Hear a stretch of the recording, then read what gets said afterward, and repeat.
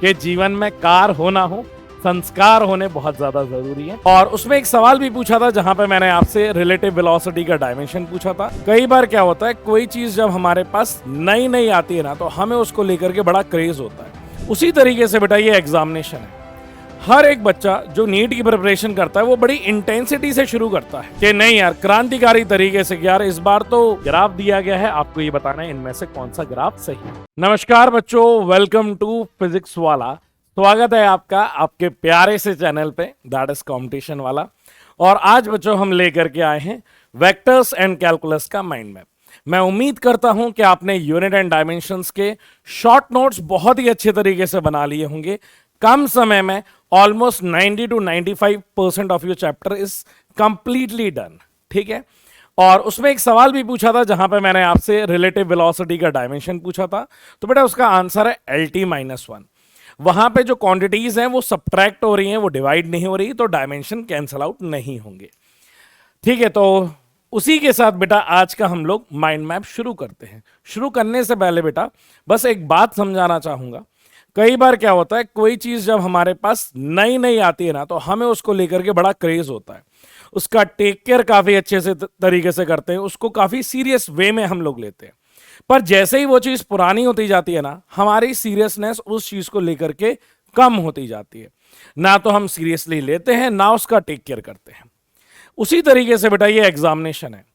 हर एक बच्चा जो नीट की प्रिपरेशन करता है वो बड़ी इंटेंसिटी से शुरू करता है कि नहीं यार, क्रांतिकारी तरीके से यार इस बार तो 720 में से 720 तो मैं ही लाऊंगा, मैं नहीं तो कौन पे ये वाला सिचुएशन रहती है। पर बेटा फर्क इससे नहीं पड़ता कि हमने शुरुआत किस तरीके से करी है, फर्क इससे पड़ता है कि हम उस चीज का अंत किस तरीके से।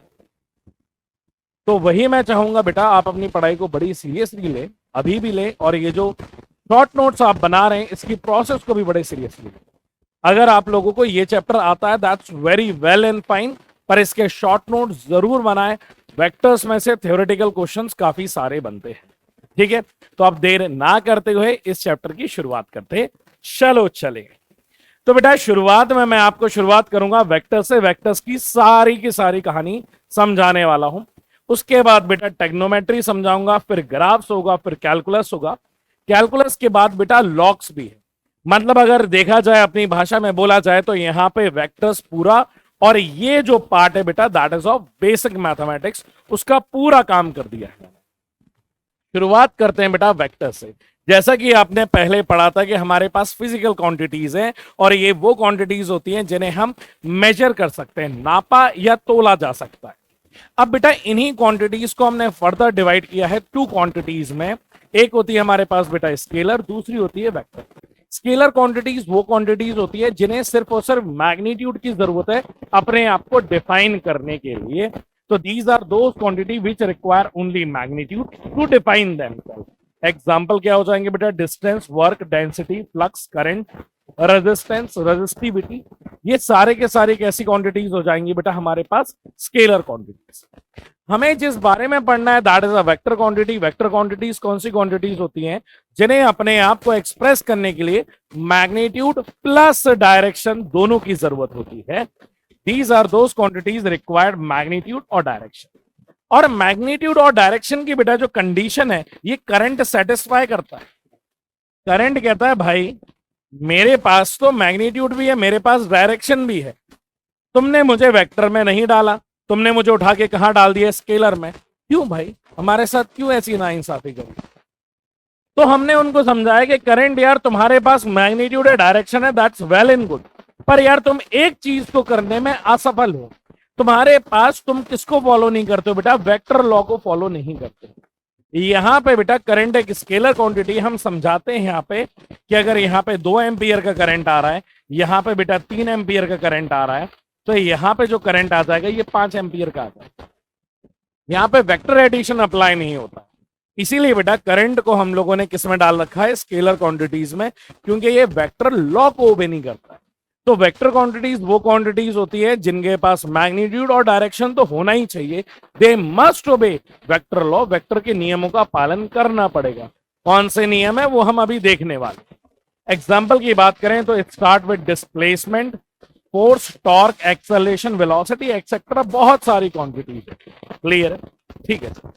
अब बेटा वेक्टर्स को एक्सप्रेस करने के लिए हमारे पास दो तरीके हैं। पहला जो तरीका होता है वो सिंबॉलिक फॉर्म होता है।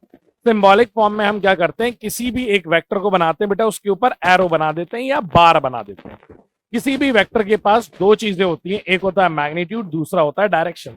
मैग्नीट्यूड को बेटा रिप्रेजेंट करते हैं मॉड से और डायरेक्शन को रिप्रेजेंट करते हैं बेटा यूनिट वेक्टर से। ये हमारा तरीका हो गया बेटा सिंबॉलिक। ग्राफिकल के तरीके से बात की जाए तो बेटा एक एरो से रिप्रेजेंट किया जाता है, जहां पे एरो हेड को अपन हेड बोलते हैं और पीछे वाले पार्ट को बेटा टेल बोलते हैं। इसकी जो लेंथ होती है बेटा वो हमारे मैग्नीट्यूड ऑफ दी वेक्टर के बराबर होती है। तो ये दो तरीके होते हैं हमारे वेक्टर रिप्रेजेंटेशन। यहां पे अगर मैं बात करूं बेटा टाइप्स ऑफ वेक्टर, तो सबसे पहला आता है बेटा इक्वल वेक्टर। इक्वल वेक्टर वो वेक्टर्स होते हैं जिनका मैग्नीट्यूड और डायरेक्शन दोनों एग्जैक्टली क्या होते हैं, सेम होते हैं। उसके बाद आता है हमारा पैरेलल वेक्टर। पैरेलल वेक्टर बेटा वो वेक्टर होते हैं जिनका डायरेक्शन सेम है, मैग्नीट्यूड में और may not be same. Magnitude same हो भी सकता है और नहीं भी हो सकता है। अब यहां पे एक सवाल उठता है जो कि आपसे पूछा जाता है, क्या कि all equal vectors are parallel vectors? क्या सारे के सारे इक्वल वेक्टर्स पैरेलल वेक्टर्स होते हैं? ये स्टेटमेंट ट्रू है या फॉल्स है? आप कमेंट करके ये बात जरूर बताएंगे। मैं देखता हूं कि आप सही दे पा रहे हैं कि नहीं दे पा रहे हैं। पॉज करके कमेंट जरूर करिएगा। तो यहाँ पे बेटा सारे के सारे जो इक्वल वेक्टर्स होते हैं वो पैरेलल वेक्टर्स होते हैं, ये बात तो सही है। और parallel vectors are equal vectors, बेटा ये स्टेटमेंट कैसा है? ये स्टेटमेंट फॉल्स है, क्योंकि बेटा मैग्नीट्यूड सेम है तो वो इक्वल वेक्टर हो जाएगा। पर अगर मैग्नीट्यूड सेम नहीं है तो वो कौन सा वेक्टर रहेगा बेटा? Parallel vector. तो वो इक्वल वेक्टर नहीं बनने वाला। उन्हें अपन क्या कहते हैं बेटा? Parallel vector. एंटी पैरेलल कौन से होते हैं बेटा? जब भी किसी वेक्टर को हम लोग वाइन एंगल ऑफ 180 डिग्री घुमा देंगे या रोटेट कर देंगे तो वो वेक्टर हमारे लिए कौन सा हो जाएगा? Anti parallel. एंटी पैरेलल का एक और नाम है बेटा, उसको नेगेटिव वेक्टर भी कहा जाता है। अब अगर नल वेक्टर की बात करूं तो बेटा नल वेक्टर वो वेक्टर होता है जिसका मैग्नीट्यूड 0 होता है। डायरेक्शन की अगर बात की जाए तो बेटा ये सवाल कभी नीट ने नहीं पूछा, पर कई सारी टेस्ट सीरीज में क्या होता है, कई बार नल वेक्टर का डायरेक्शन पूछ लिया जाता है। तो नल वेक्टर का जो डायरेक्शन होता है बेटा वो आर्बिट्रेरी रहता है। ये आप ऑप्शन याद रखना, आर्बिट्रेरी, ये वर्ड याद रखना। अगली बेटा बात की जाए तो अगला आ जाता है यूनिट वेक्टर, और ये सबसे इंपॉर्टेंट वेक्टर है। यूनिट वेक्टर बेसिकली हमारे डायरेक्शन को रिप्रेजेंट करता है, और यूनिट वेक्टर का जो फॉर्मूला आता है that is A cap, that is equals to A vector upon magnitude of A. बेटा इसी बेसिस पे हम लोगों ने क्या किए, डायरेक्शन को मार्क करा। जैसे बेटा ये जो एक्सेस होती है एक्स वाई जेड एक्सेस होती है, अब उन्हीं डायरेक्शन में अगर देखा जाए तो आई कैप क्या है बेटा? यूनिट वेक्टर है। कौन सी एक्सिस के अलोंग? एक्स एक्सिस के अलोंग। तो आई कैप जो होता है बेटा वो एक्स का जो वेक्टर है अपॉन मैग्नीट्यूड ऑफ एक्स, और यहीं पे बेटा जे कैप आ जाएगा जो कि क्या हो जाएगा बेटा? Y vector upon magnitude of Y आ जाएगा, और यहीं पे के कैप लिख सकता हूं that is Z vector upon magnitude of Z. बेटा ये उनके क्या हो जाएंगे? यूनिट वेक्टर हो जाएंगे एक्स वाई जेड। यहीं पे अगर कोप्लेनर वेक्टर बात करूं तो कोप्लेनर वेक्टर वो वेक्टर होते हैं बेटा जो सारे एक ही प्लेन में लाई करते हैं। नॉन कोप्लेनर क्या हो जाएंगे? अलग अलग प्लेन में लाई करने वाले। यहां फिर से एक नीट का बहुत ही शानदार सवाल मैं आपसे पूछना चाहूं, ध्यान से सुनना, सवाल बहुत इंपॉर्टेंट है। अगर मैं आपसे ये पूछूं number of minimum vector required in a plane for resultant to be 0, तो इसका सही जवाब क्या होगा? आप कमेंट में लिखेंगे। Same number of minimum vector required in a plane for resultant to be 0, in a plane नहीं, नॉन कोप्लेनर बेटा अदर प्लेन में कितने होने चाहिए वो भी आप जवाब दोगे। तो कोप्लेनर कौन होते हैं बेटा? जो सेम प्लेन में लाई करते हैं। नॉन कोप्लेनर कौन होते हैं बेटा? जो अलग अलग प्लेन में लाई करेंगे। दोनों का आपको जवाब देना है कि एक ही प्लेन में अगर मुझे रिजल्टेंट 0 करना है तो मिनिमम वेक्टर कितने होने चाहिए, और डिफरेंट प्लेन में minimum number of vector for a resultant to be 0, ये भी आप मुझे बताओ। कोइनिशियल की बात करें तो बेटा ये वो वेक्टर होते हैं जो एक ही पॉइंट पे लाई करते हैं। पोलर वेक्टर बड़ा इंपॉर्टेंट वेक्टर है। पोलर वेक्टर कई बार पूछा भी गया है हमसे। पोलर वेक्टर की बेटा दो कंडीशन होती है। पहली कंडीशन होती है कि पोलर वेक्टर वो वेक्टर होते हैं जो पॉइंट ऑफ एप्लीकेशन पे डिपेंड करते हैं। अब पॉइंट ऑफ एप्लीकेशन का जो एग्जाम्पल आता है वो बड़ा ही शानदार है बेटा, फोर्स। याद करो, फोर्स की जब हम कंडीशन पढ़ते हैं तो फोर्स किस पे डिपेंड करती है बेटा, पॉइंट ऑफ एप्लीकेशन पे करती है। इसका दूसरा स्टेटमेंट ये है, these are those vector that depends upon initial and final position. इस वेक्टर का एग्जांपल क्या है बेटा, डिस्प्लेसमेंट। आपसे एग्जाम पे ये भी पूछा गया कि फोर्स कैसा वेक्टर है और 4 ऑप्शन दे दिए, तो याद रखना कैसा वेक्टर है, पोलर वेक्टर। एक्सियल वेक्टर बेटा वो वेक्टर होते हैं जो हमें sense of direction, sense of rotation देते हैं। वो कौन से होते हैं बेटा, हमारे एक्सियल वेक्टर होते हैं। ये एक्सेस होते हैं, डायरेक्शन हम राइट हैंड थंब रूल से बता सकते हैं, एक्सेस ऑफ रोटेशन। अब बात करते हैं बेटा वेक्टर प्रॉपर्टीज के बारे में। वेक्टर प्रॉपर्टीज में हमारे पास 2 प्रॉपर्टीज है, एक है शिफ्टिंग ऑफ वेक्टर और एक है हमारे पास rotation of vector. Shifting of vector याद रखना, a vector can be shifted anywhere in a plane. बेटा ये एक वेक्टर है, इसको आप, ये येलो वाला जो प्लेन देख रहे हो, इसके अंदर आप कहीं पे भी शिफ्ट कर सकते हो, कहीं पे भी घुमा सकते हो। बस हमारी रिक्वायरमेंट एक ही है, और वो रिक्वायरमेंट ये है कि हमारा ना तो लेंथ ऑफ द वेक्टर बदलना चाहिए और ना ही उसका डायरेक्शन बदलना चाहिए। मतलब थीटा और लेंथ उसका क्या होना चाहिए, सेम, तो वो वेक्टर क्या रहेगा, सेम। पर ऐसा मत करना कि इधर से उठा करके इस प्लेन पे ले आए, नहीं, जिस प्लेन में एग्जिस्टिंग है वही उसी प्लेन में आप कहीं पे भी घुमा लो, प्लेन चेंज नहीं कर सकते। दूसरी प्रॉपर्टी बेटा कहलाती है rotation of a vector. Rotation of a vector ये कहता है, ये तो बड़ी फर्जी सी प्रॉपर्टी, कि किसी भी वेक्टर को बेटा 2 पाई या 360 एंगल से रोटेट करके घुमा दोगे तो वेक्टर क्या रहेगा, सेम, क्योंकि उसकी लेंथ भी नहीं बदली, ना ही उसकी डायरेक्शन बदली। तो ये दोनों पॉइंट बेटा याद रखना। आपके लिए सबसे ज्यादा इंपॉर्टेंट पॉइंट कौन सा है बेटा, वेक्टर शिफ्टिंग। दूसरी बात की जाए बेटा, इसके बाद हम लोग बात करते हैं, यहां पे जो मैंने आपसे सवाल पूछा था मिनिमम नंबर ऑफ को प्लेनर और प्लेनर का, यहां रिटन फॉर्मेट में भी लेकर के आया हूं। आप चिंता मत करो, जवाब जरूर मिलेगा, ठीक है। तो पहले यहां पे देख लेते हैं बेटा, angle between the vector. 2 vector के बीच में एंगल देखने का तरीका क्या है, या तो हेड से हेड मिला लो या टेल से टेल मिला लो, ताल से ताल मिलेगा। जो स्मॉलर एंगल होगा बेटा वो आपका क्या होगा, एंगल बिटवीन द वेक्टर। दोनों से रिजल्ट क्या आते हैं, एग्जैक्टली सेम। तो by joining tail to tail और head to head taking a smaller angle, ये याद रखना। बच्चे कई बार बड़ा वाला एंगल ले लेते, नहीं बेटा, ये कंडीशन है, ये स्टैंडर्ड है जो कि फिक्स कर रखा है कि सब लोग जो एंगल लेंगे वो कौन सा वाला एंगल लेंगे बेटा, वो छोटा वाला एंगल सबको लेना है। यहां पे अगर बात करें हाउ मेनी मिनिमम, कम से कम कितने वेक्टर की रिक्वायरमेंट होती है for R resultant to be 0 in a coplanar, तो बेटा कोप्लेनर के केस में कितने आ जाते हैं, हमारे 3 आ जाते हैं। मिनिमम कितने चाहिए बेटा, हमको 3 चाहिए मिनिमम नंबर ऑफ वेक्टर, जिससे कि एक ही प्लेन में वेक्टर रिजल्टेंट क्या हो जाए, 0 हो जाए। वहीं अगर ये बात करें नॉन कोप्लेनर की, तो कितने रिक्वायरमेंट होते हैं बेटा, 4 की रिक्वायरमेंट होती है। अगर मैं किसकी बात करूंगा, नॉन कोप्लेनर की बात करूंगा। क्लियर है बच्चों। अब आ जाते हैं वापस यहां पे वेक्टर रिप्रेजेंटेशन पे। अब बेटा वेक्टर रेजोल्यूशन की बात करते हैं, तो यहां पे हमारे पास कौन सा है, वेक्टर रेजोल्यूशन बेटा 2 डायमेंशन में है और इधर पे क्या है, 3 डायमेंशन में। अगर यहां पे बेटा 2D की बात करें तो मैंने एक वेक्टर बना दिया है जो 2 एक्सिस के बीच में है, एक्स और वाई एक्सिस के बीच में बना दिया है। और बेटा ये जो वेक्टर बनाया है उसको ए नाम दिया है। ए का बेटा जो एंगल के साथ कंपोनेंट आएगा वो कौन सा हो जाएगा, कॉस थीटा, तो ये ए एक्स की यूनिट आ जाएगी ए कॉस थीटा। और इसी का वाई वाला कंपोनेंट जो आएगा बेटा ए साइन थीटा। तो हम बेसिकली ये बताते हैं कि हमारा जो ए वेक्टर है that is divided into 2 part, A X I cap and A Y J cap. A X का जो मैग्नीट्यूड है बेटा उसकी वैल्यू ए कॉस थीटा है और ए वाई की वैल्यू क्या है बेटा, ए साइन थीटा है। तो इनको बेटा यहां पे हम इसको पोलर फॉर्म में भी लिख सकते हैं, A cos theta I cap और A sine theta J cap. In case आपको कंपोनेंट दे दिया, एंगल निकालना है, तो बेटा यहां से एंगल भी निकाल सकते हो।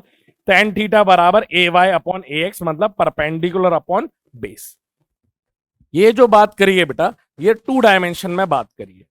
अब अगर इसी चीज की 3D में बात करें और कौन कौन सी चीजें हमें याद रखनी है, तो बेटा 3D में ये जो ए वेक्टर है वो एक्स एक्सिस से अल्फा एंगल बना रहा है, वाई एक्सिस से बीटा और जेड एक्सिस से गामा बना रहा है। तो यहां पे बेटा हम लोगों का सबसे पहले याद करो कोसाइन एंगल पूछा जाता है। ये इधर पे भी नहीं बेटा, ये आगे भी आपसे पूछा जाएगा जब आप लोग वर्क वगैरह पढ़ रहे होंगे, वर्क एनर्जी थ्योरम यहां पे भी कई बार यूज किया जाता है। और कई बार आपसे एंगल के टर्म्स में भी पूछा जाएगा जब आप मोमेंटम कंजर्वेशन लगा रहे होते हो, वहां पे आपसे पूछा जाएगा कोसाइन एंगल। जब बेटा 2 डायमेंशन में होते हैं और हमसे एंगल पूछा जाता है तब हम टेन थीटा को याद करते हैं, पर अगर सेम हमसे एंगल की बात की जाए 3 डायमेंशन के केसेस में तब हम टेन थीटा को याद नहीं करते, तब हम कोसाइन एंगल्स को याद करते हैं। तो याद रखना, जब 3 डायमेंशन में कोई एंगल पूछ रहा होगा तो टेन थीटा निकाल के मत बैठ जाना और डीजे वीजे लगा के नाच लिया कि वाह यार मेरे तो एंगल आ गए। नहीं, आपको उस टाइम पे कोसाइन एंगल्स को याद करना है। कोसाइन एंगल का एक्सप्रेशन जो रहेगा बेटा वो कॉस अल्फा रहेगा, that is magnitude of X upon A का मैग्नीट्यूड, और यहीं पे कॉस बीटा दैट इज बेटा क्या आ जाएगा, कोफिशिएंट ऑफ ए वाई, मतलब ए वाई का कंपोनेंट अपॉन ए। ऐसे ही गामा का आ जाएगा that is A Z upon A, मतलब उनका जो भी बेटा कंपोनेंट है उनका मैग्नीट्यूड डिवाइडेड बाय ए के मैग्नीट्यूड से कर देंगे और हमारी वैल्यूज आ जाएंगी। क्लियर है? यहीं पे बेटा ये दो रिलेशनशिप बनते हैं। सबसे पहले मैंने बनाया बेटा cos square alpha plus cos square beta plus cos square gamma, उसकी वैल्यू 1 के बराबर होती है। अगर इसी को साइन के साथ देखोगे, किसके साथ देखोगे बेटा, साइन के साथ देखोगे, तो क्या बन जाएगा, sine square alpha plus sine square beta plus sine square gamma, ये बेटा 2 के बराबर होता है। कई बार ये भी आपसे पूछा गया है, तो ये दोनों बेटा रिलेशनशिप आप लोग याद रखोगे। इसके आगे चलते हैं बेटा, तो हम बात करते हैं किसके, एडिशन की। वेक्टर एडिशन के बेटा हमारे पास 3 लॉ होते हैं। पहला जो आता है वो ट्राइंगुलर लॉ रहता है, that is for the 2 vectors के लिए। ये क्या कहता है कि वेक्टर्स के जो 2 लेंथ है बेटा वो ट्राइंगल की 2 साइड की तरह काम करता है, जहां पे तीसरी जो साइड होती है उसको जब हम ज्वाइन कर देंगे वो हमारे रिजल्टेंट वेक्टर के बराबर होती है। ये स्टेटमेंट है ट्राइंगुलर लॉ का। अगर यहीं पे हम लोग बात करें किसकी, पैरेललोग्राम लॉ की, वहां पे ये कहता है कि जब आप 2 वेक्टर बना देंगे उनकी पैरेलल शिफ्टिंग करने के बाद, मतलब ए वेक्टर को कहां शिफ्ट किया, ऊपर, और बी वेक्टर को पीछे किया, तो एक पैरेललोग्राम बन जाएगा जिसका डायगोनल जो होगा बेटा वो किसकी तरह काम करेगा, आपके वेक्टर रिजल्टेंट की तरह काम करेगा। अगला आ जाता है बेटा, ये दोनों जो वेक्टर लॉ एप्लीकेबल है that is only applicable for 2 vector. अगर मोर देन 2 वेक्टर्स आ जाता है तो आपको पॉलीगन लॉ लगाना पड़ता है, that is for more than 2 vector. Polygon law ये कहता है कि जैसे आपके जो n नंबर ऑफ वेक्टर है ए बी सी, बेटा इस पे नीट में सवाल भी आया है, जैसे पहले अगर ए वेक्टर दिया गया है ना तो आप पहले ए वेक्टर को बनाओगे, इस तरीके से ए बनाया, फिर आपका सीक्वेंस में कौन है, बी वेक्टर है ना, तो ये कहता है कि ए को आप बी से क्या कर दो बेटा, जोड़ दो, ए और बी ये जुड़ गया। अब नेक्स्ट वेक्टर कौन है, सी वेक्टर, तो सी को भी बेटा इसके साथ जोड़ दोगे। क्लियर है? तो ये आपके तीनों वेक्टर यहां पे बन जाते हैं, ये ए वेक्टर बन गया, ये बी वेक्टर बन गया और ये आपका सी वेक्टर बन गया।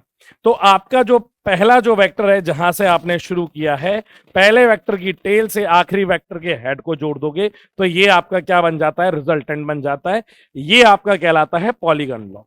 उसके बाद बेटा हम लोग इसकी अगर एनालिसिस की बात करें कि सर ये तो स्टेटमेंट है पर मुझे उसके मैथमेटिकल मैग्नीट्यूड की बात करें तो उसका मैथमेटिकल मैग्नीट्यूड कितना होगा, तो बेटा अगर मैं ये जो पॉइंट्स है ये अगर याद कर लोगे तो ये पता है किस किस में काम आएगा, स्टार्टिंग फ्रॉम एनएलएम में काम आने वाला है, उसके बाद आपको डब्ल्यूपी में काम आने वाला है, इलेक्ट्रोस्टैटिक ग्रेविटेशन में तो ये वेक्टर रिजल्टेंट भर भर के काम आने वाले हैं। यू हैव नॉट इमेजिन, अगर आप इतने रिलेशनशिप को याद कर ले तो ये चीजें कितनी आसान कर देंगे। चाहे आप लोग क्या ले लो बेटा, इलेक्ट्रोस्टैटिक में फोर्सेस ले लो, चाहे आप ग्रेविटेशन में फोर्सेस ले लो, ये सारी चीजें आपकी बहुत आसान कर देंगी। अब पहले अगर रिजल्टेंट में एडिशन की बात करें तो बेटा वेक्टर एडिशन का जो फॉर्मूला होता है that is under root of A का square B square plus 2ab cos theta. यहीं पे अगर एंगल की बात करें, यहां पे बेटा थीटा नहीं, यहां पे tan अल्फा होगा, tan alpha is the angle, tan alpha क्या है बेटा, रिजल्टेंट का एंगल है, उसका रिलेशनशिप आता है बेटा b sin theta upon a plus b cos theta के बराबर। अगर मैं अपने रिजल्टेंट की मैक्सिमम बात करूं तो बेटा कोई भी वेक्टर का जो रिजल्टेंट मैक्सिमम रहता है वो a प्लस बी के बराबर रहता है और मिनिमम क्या रहता है, a माइनस बी। मतलब मेरा वेक्टर का जो रिजल्टेंट रहता है उसकी maximum range a plus B से शुरू होकर के a माइनस बी तक जाती है। ये मैक्सिमम हो गया, मिनिमम हो गया, मेरा जो भी वेक्टर आने वाला है वो इन्हीं के बीच की रेंज में आने वाला है। यहीं अगर मैं बात करूं, अगर मेरा a का मैग्नीट्यूड b के बराबर हो गया और ये वैल्यू एग्जैक्टली सेम हो गई a के बराबर, तो अब a प्लस बी की अगर मैं बात करूं, क्योंकि बेटा यहां पे जो रिजल्टेंट रहता है वो किसके ऊपर डिपेंड करता है, cos थीटा पे। अगर 0 डिग्री वैल्यू होगी तो बेटा उसका रिजल्टेंट आ जाएगा 2a, अगर 60 डिग्री होगी तो √3a, 90 डिग्री होगी तो √2a, थीटा बेटा 120 डिग्री होगा तो a, और 180 पे क्या आ जाएगा 0, क्योंकि resultant is directly proportional to theta. और बेटा जैसे जैसे थीटा बढ़ाऊंगा आर रिजल्टेंट क्या होगा, कम। क्यों? क्योंकि कॉस थीटा एक कैसा फंक्शन है सर, कॉस थीटा हमारा एक डिक्रीजिंग फंक्शन होता है, इस वजह से ऐसा होता है। क्या ये बात क्लियर है? ये रिजल्टेंट प्लीज आप याद रखेंगे और सामने चिपका लेंगे। इसके आगे अगर बात की जाए तो सेम बेटा सब्ट्रैक्शन ऑफ वेक्टर की बात करूं तो R vector R dash vector बराबर a माइनस बी, यहां पे सिर्फ रिलेशनशिप में बीच में क्या आ जाता है, माइनस, क्योंकि बेटा इस रिलेशन को a plus of minus of B vector की तरह भी समझ सकते हैं हम लोग। यहां पे अगर मैं बात करूं, एक चीज और याद रखना, मैं आपसे पूछ लेता हूं बेटा, क्या आप लोग मुझे a vector plus B vector और a vector minus B vector के बीच में जो एंगल बनने वाला है, इन दोनों के बीच में एंगल, क्या आप वो कमेंट करके बता सकते हैं कि कितना एंगल बनता है a प्लस बी और a माइनस बी में? चलिए अब आगे चलते हैं। अगर बेटा इसी रिलेशनशिप का एक जनरल रिलेशनशिप निकालूं कि अगर मेरा a वेक्टर b के बराबर है और ये स्मॉल a के बराबर है, तो a प्लस बी का जो जनरल रिजल्टेंट आने वाला है that is 2a cos theta by 2, और अगर a माइनस बी का रिजल्टेंट आता है 2a sin थीटा बाई 2। ऐसा बेटा नीट में 2 बार ऐसे सवाल पूछे गए जहां पे याद करो चेंज इन वेलोसिटी का सवाल था, जहां पे आपसे ये पूछा गया कि a पॉइंट की वेलोसिटी v है और b पॉइंट की वेलोसिटी भी v है, और यहां पे आपसे क्या पूछा गया, चेंज इन वेलोसिटी पूछा गया, जहां पे थीटा का एंगल 60 डिग्री था। सेम बेटा ये रिलेशन लगा करके आप आंसर निकाल सकते हैं। तो ये 2 बड़े ही इंपॉर्टेंट रिलेशनशिप बनने वाले हैं।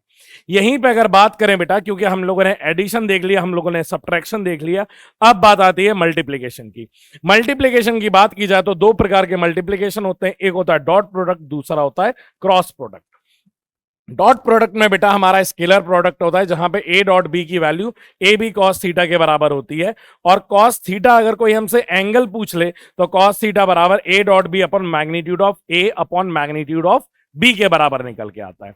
यहां पे क्योंकि हम जानते हैं बेटा कॉस 90 की वैल्यू बेटा 0 होती है, इसीलिए आई वाला जे के साथ जे वाला के के साथ के वाला आई के साथ जो एंगल बनाने वाला है दैट इज 90 डिग्री, और कॉस 90 की वैल्यू 0 होती है, इसलिए इसका रिजल्टेंट क्या निकल के आएगा, 0।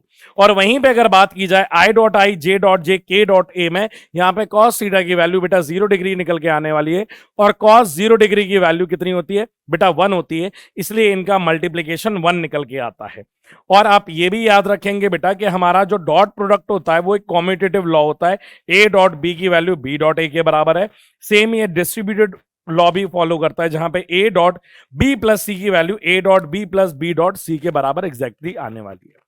यहीं पे अगर क्रॉस प्रोडक्ट की बात की जाए तो बेटा क्रॉस प्रोडक्ट को हम लोग वेक्टर प्रोडक्ट भी बोलते हैं, क्योंकि यहां पे मल्टीप्लाई करने के बाद जो रिजल्ट आता है वो बेटा हमारे पास एक वेक्टर क्वांटिटी आता है, इसलिए इसे वेक्टर प्रोडक्ट भी कहा गया।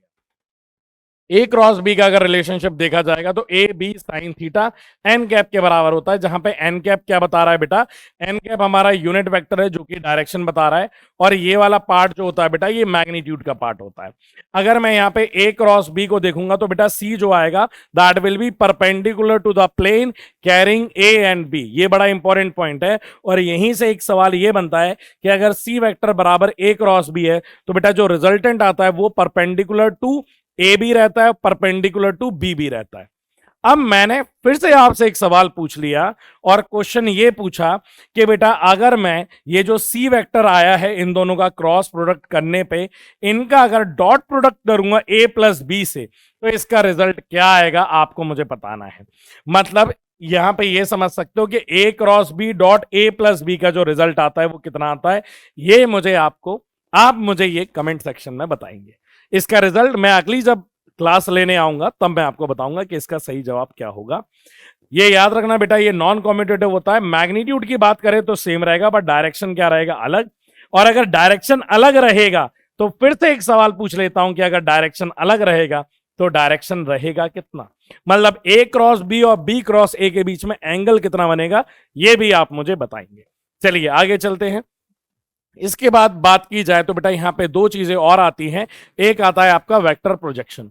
वेक्टर प्रोजेक्शन में क्या करते हैं बेटा, एक वेक्टर का प्रोजेक्शन दूसरे वेक्टर के ऊपर देखा जाता है, जहां पे प्रोजेक्शन ऑफ बी ऑन ए अगर आप देखोगे तो ये बी कॉस थीटा निकल के आता है, क्योंकि बेटा इसका कंपोनेंट बी कॉस थीटा होगा।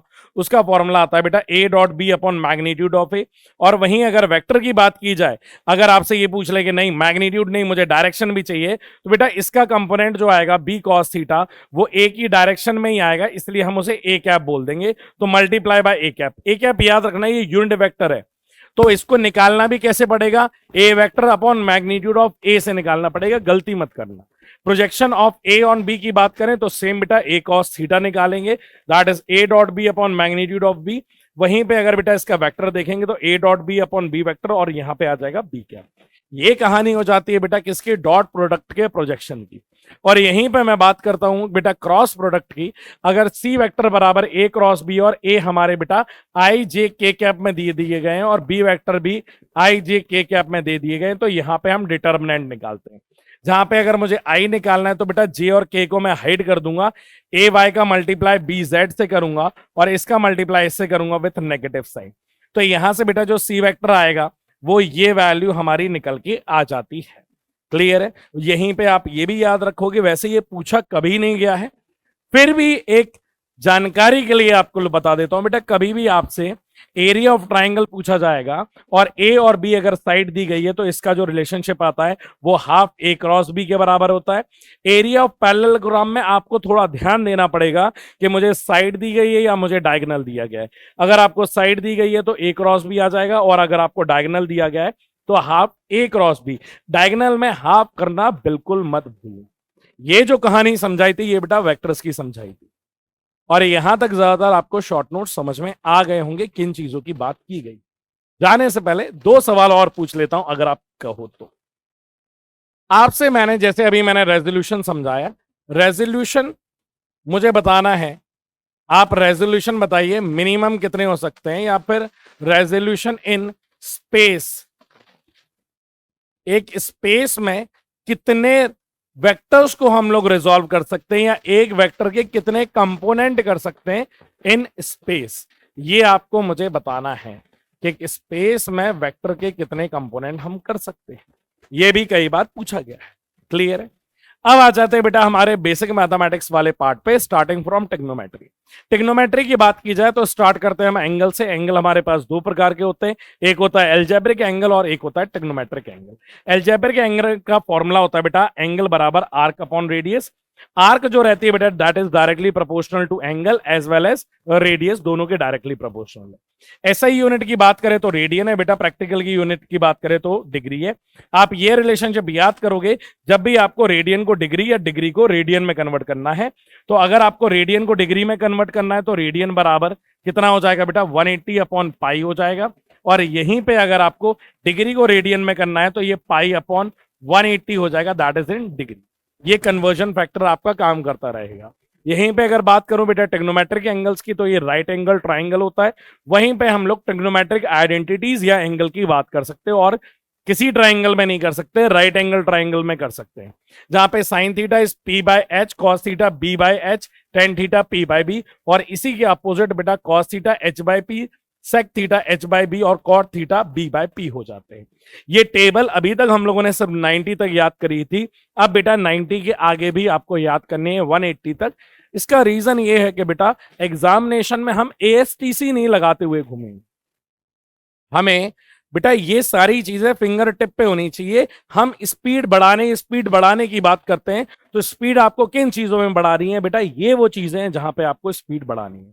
वैसे तो आप इतनी प्रैक्टिस कर ही रहे होगे जहां तक आपको ये वैल्यूज फिंगर टिप पे याद हो गई होगी। तो बेटा यहाँ पे साइन 0 की वैल्यू 0, साइन 30 1/2, 40 1/√2, 60 √3/2। हम लोग क्या करते हैं बेटा, हम लोग ये करते हैं जैसे हमें 90 तक याद आ जाती है तो हम 90 पे एक मिरर बनाते हैं, और इस यहाँ पे जो डिफरेंस रहता है उन्हीं को यहाँ पे रिपीट करते रहते हैं। जैसे √3/2 इधर आया तो √3/2 इधर पे आया, ये 1/√2 तो ये 1/√2, ये 1/2 ये 1/2, और 0 और 0। ये मिरर का काम करता है जहां पे ये ऑब्जेक्ट और ये इमेज, ये ऑब्जेक्ट ये इमेज, ये ऑब्जेक्ट ये इमेज। अब हम जब cos थीटा और tan थीटा की बात करते हैं तो सेम ये ऑब्जेक्ट और ये इमेज हो जाते हैं। बस इतनी बात याद रखना कि यहां पे नेगेटिव आता है, क्योंकि cos थीटा का फंक्शन बेटा 90 के बाद क्या हो जाता है नेगेटिव, तो यहां वाले तो सारे पॉजिटिव रहेंगे, पर यहां वाले क्या आ जाते हैं बेटा, सारे के सारे नेगेटिव आ जाते हैं। जैसा कि कॉस थीटा में चलता है वैसे ही सेम टेन थीटा में चलता है बेटा। इस साइड वाले सारे ये क्या आ जाएंगे, नेगेटिव, और इस साइड वाले सारे क्या हो जाएंगे, पॉजिटिव। क्लियर है बच्चों? तो ये टेबल भी 0 से लेकर के 180 तक बिल्कुल याद रखना आप लोग। अब इसके बारे में बेटा बात करेंगे, साइन थीटा की जो मिनिमम वैल्यू होती है that is -1 and maximum is +1। Same cos theta की भी बेटा जो रेंज लाया करती है वो -1 से +1, टेन थीटा की -∞ से +∞। दूसरा मैंने आपको सिखाया था बेटा ट्रेंडिंग एंगल, जहां पे जो एंगल रहते हैं that is 37 degree and 53 degree. बेटा उसका राइट ट्राइंगल कुछ ऐसा दिखता है, छोटे के सामने छोटा तो 3 इधर आएगा और बड़ा के सामने बड़ा तो 4 इधर आएगा। तो ये 3, 4 और 5 का राइट एंगल ट्राइंगल बनता है, ये आप याद रखेंगे। वहीं पे ये हमारी 3 आइडेंटिटीज आ गई, that is sine square theta cos square theta 1 होता है, 1 plus cot square theta is cos square theta, 1 plus tan square theta +1 बेटा सेक स्क्वायर थीटा के बराबर होता है। ये हमारा ASTC आ गया बेटा। 0 से शुरू कर रहे हैं, 0 से 90 में सब पॉजिटिव होंगे, 90 से 180 में साइन और कोसेक पॉजिटिव होंगे, 180 से 270 में tan और cot, और 270 से 0 तक बेटा वापस cos और sec थीटा आ जाएंगे। ये आपको क्वाड्रेंट्स याद रखने। और आप ये भी याद रखेंगे जब भी पेरेंट एंगल बेटा 90 और 270 होता है तो साइन कॉस में कॉस, साइन में tan cot में बदलता है। और जब भी 180 और 360 रहेंगे बेटा तब कोई भी नहीं बदलेगा, साइन साइन रहेगा, कॉस कॉस, tan tan। और वहीं पे नेगेटिव एंगल याद रखना, नेगेटिव एंगल का मतलब होता है, हम कौन से क्वाड्रेंट की बात कर रहे हैं, नेगेटिव एंगल का रहता है सर हम लोग फोर्थ क्वाड्रेंट की बात कर रहे हैं। और फोर्थ क्वाड्रेंट में सिर्फ और सिर्फ कॉस और सेक को पॉजिटिव होने का अधिकार है और किसी को भी अधिकार नहीं है। यहीं पे अगर बात करें साइन A प्लस बी फॉर्मूले की, तो यहाँ पे sine A cos B plus cos A sine B, sine बड़ा अच्छा है, सब कुछ मिल बांट के खाता है। वहीं पे अगर A और B अगर बेटा एंगल सेम हो जाएंगे तो ये साइन 2 थीटा का फॉर्मूला हो जाएगा, that is 2 sine theta cos theta. यहीं पे कॉस A प्लस बी की बात करेंगे तो बेटा कॉस बड़ा मतलब ही है, पहले वो सारी चीजें अपने पास रख लेगा और बची हुई चीजें फिर दूसरों को देगा। तो ये पहले सारी चीजें अपने पास रख लेगा, तो कॉस है कॉस बी, माइनस का साइन है साइन बी। यहां पे फिर से वही बात याद दिलाना चाहूंगा, कौन सी वाली बात सर, कि अगर थीटा बेटा सेम हो जाए, ए और बी की वैल्यू अगर सेम हो जाए और ये थीटा के बराबर हो जाए तो कॉस 2 थीटा आ जाएगा, जहां पे cos square theta minus sign square theta के बराबर होगा। बेटा एक चीज समझो, ये वाली सीरीज का मेन मतलब यहां पे ये है कि हम आपको चीजों को जल्दी से रिवाइज कराने आए हैं और यहां पे हम ये चाहते हैं कि ये एक बेसिक फ्रेमवर्क बना जाए आप लोग के शॉर्ट नोट्स का।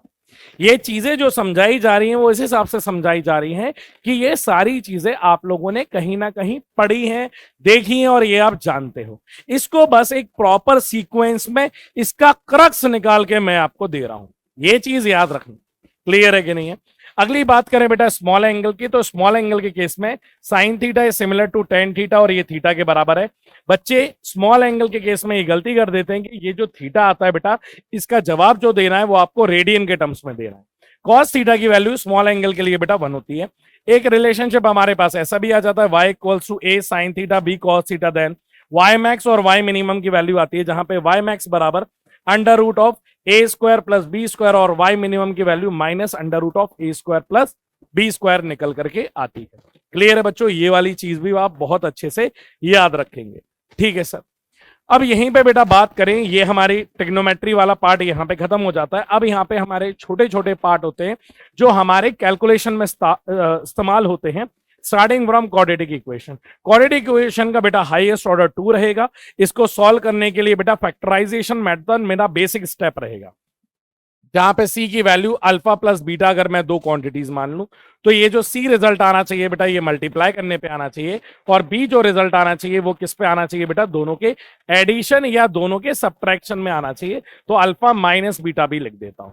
यहां पे बेटा हमें कोई भी वैल्यू चाहिए है तो वहां के एक्स की हम यहां से निकाल सकते हैं। ये जो फॉर्मूला होता है, this formula is known as Shridharacharya formula, जहां पे बी जो है बेटा वो कोफिशिएंट ऑफ एक्स है, ए जो है वो कोफिशिएंट ऑफ एक्स स्क्वायर है और सी क्या है बेटा हमारा कांस्टेंट रहता है।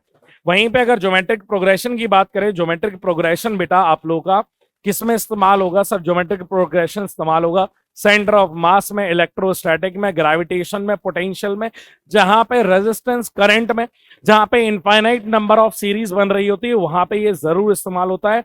और नीट का ज्योमेट्रिक प्रोग्रेशन एक फेवरेट टॉपिक, आप ये चीज अच्छे से याद रखेंगे। और यहाँ पे बेटा सम ऑफ इनफाइनाइट टर्म्स जो आता है that is a upon 1 minus c r, जहां पे सी आर होता है बेटा that is common ratio. Common ratio का जो रिलेशनशिप आता है वो nth term upon n minus 1 term निकल करके आता है। जीपी का थोड़ा कम बन पाता है, फिर भी एपी का थोड़ा कम बन पाता है, फिर भी हमें रिलेशनशिप या इसके फॉर्मूले पता होना चाहिए। जहां पे ए बेटा फर्स्ट टर्म है, इनफाइनाइट टर्म्स, अगर नंबर ऑफ टर्म्स पता करना है तो a plus 1 minus 1 into D के बराबर होता है। और सम ऑफ nth टर्म देखेंगे तो n by two 2a n minus 1 into T. Binomial में बेटा क्या करते हैं, बायनोमियल आपका मैक्सिमम इस्तेमाल होने वाला है बेटा ग्रेविटेशन वाले चैप्टर में, और दूसरा जो इस्तेमाल होगा that is magnetic effect of current में, जहां पे magnetic field at axial position आप लोग निकालने वाले हो किसी रिंग का, वहां पे ये सब इस्तेमाल होने वाला है। आप याद रखना बेटा 1 प्लस एक्स की पावर n का फॉर्मूला जो रहता है, जब हमारा x जो टर्म रहता है बेटा वो एक से बहुत ज्यादा छोटा हो तो हम पावर का मल्टीप्लाई उस x में कर देते हैं। तो यहाँ पे बेटा 1 प्लस एक्स की power n 1 minus plus n x, यहाँ पे माइनस और माइनस बेटा प्लस हो जाएगा, तो यहाँ पे 1 माइनस एक्स की पावर माइनस एन तो 1 plus n x, 1 plus x की पावर माइनस एन तो 1 माइनस एन एक्स, और ये माइनस और माइनस क्या हो जाएगा बेटा प्लस हो जाएगा। दो बार प्लस हो गया, एक बार बेटा ये प्लस ले लो आप इधर पे, और इसका जो रिजल्ट आ जाएगा वो किस में आ जाएगा, प्लस और minus minus 1 minus n x, ये वाला रिलेशनशिप। तो ये चार कंडीशन बन सकती है, इनके अलावा कोई नहीं बनेगी। अब बात करते हैं ग्राफ की। ग्राफ में सबसे पहले आता है स्लोप। स्लोप का बेटा और कुछ मतलब नहीं होता, स्लोप आपकी ढाल होती है। ढाल मतलब एंगल। एंगल की जब भी बात होगी तो हम टेन थीटा बोलेंगे। टेन थीटा क्या होगा, perpendicular upon base that is delta y upon delta x. जैसे अपन y2 minus y upon x2 minus x1 कर सकते हैं। बेटा ये जो स्लोप है, अगर यहाँ पे हम स्लोप जो अगर बेटा एंगल हम चेक करेंगे, अगर 90 से ज्यादा आएगा तो स्लोप हमारी नेगेटिव होगी, और 90 से कम होगा तो स्लोप हमारी पॉजिटिव होगी। 0 डिग्री पे बेटा स्लोप 0 होगी, और 90 डिग्री पे स्लोप क्या हो जाएगी हमारी, इंफिनिटी हो जाएगी। ये वाली बात भी आप याद रखना।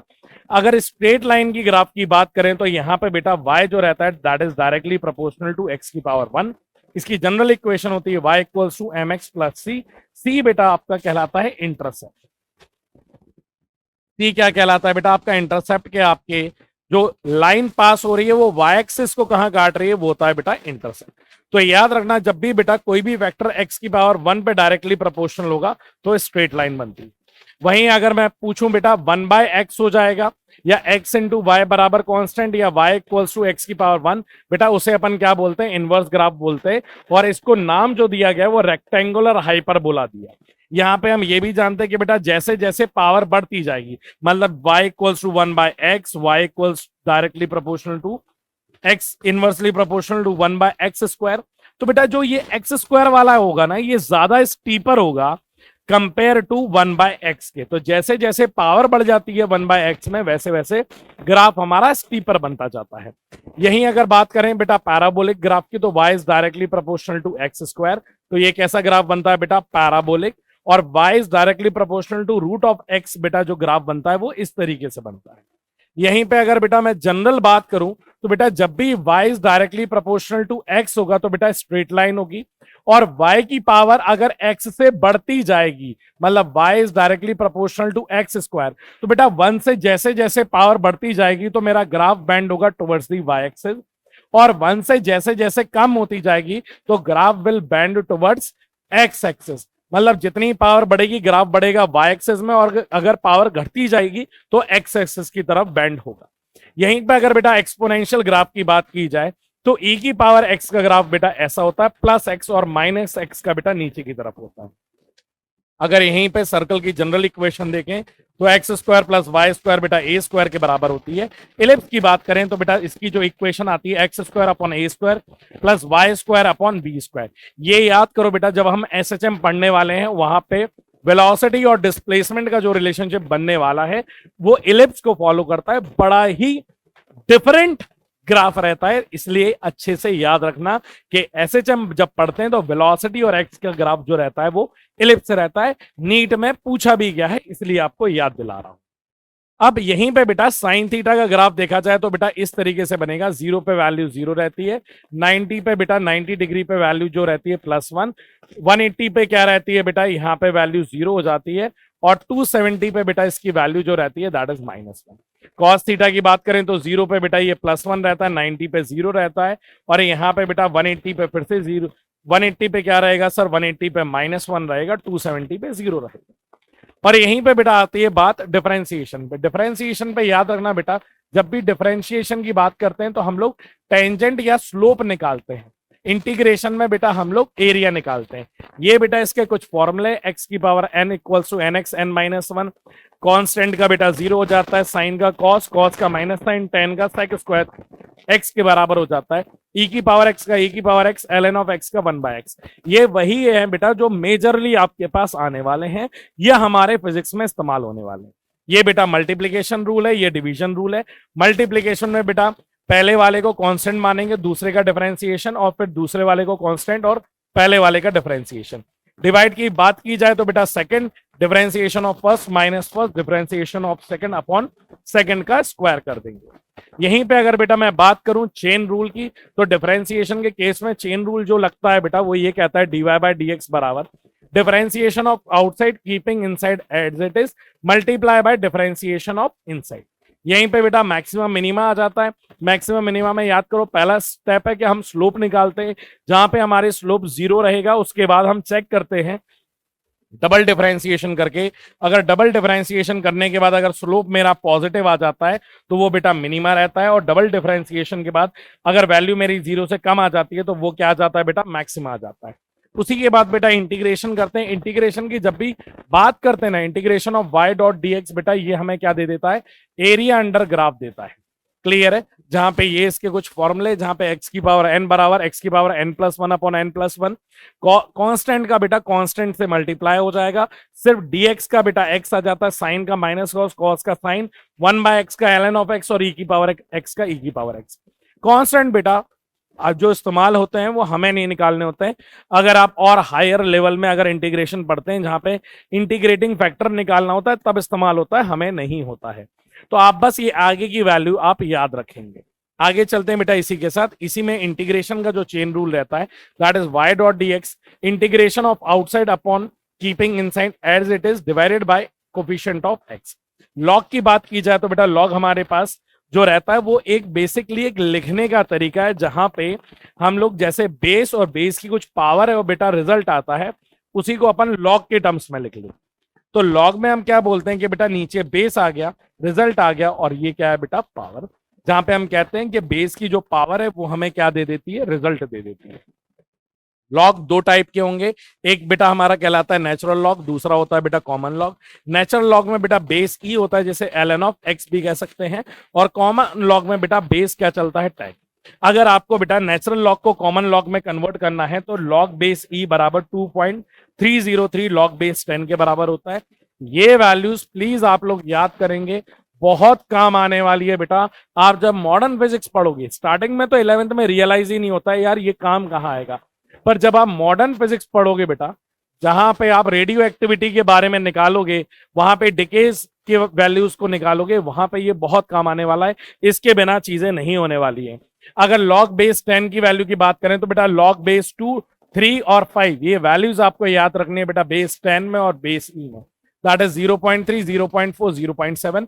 लॉग बेस ई की बात करें तो बेटा 0.69, लॉग बेस 3 ई की बात करें 1.06, और लॉग बेस 5 की बात करें तो 1.6 आता है।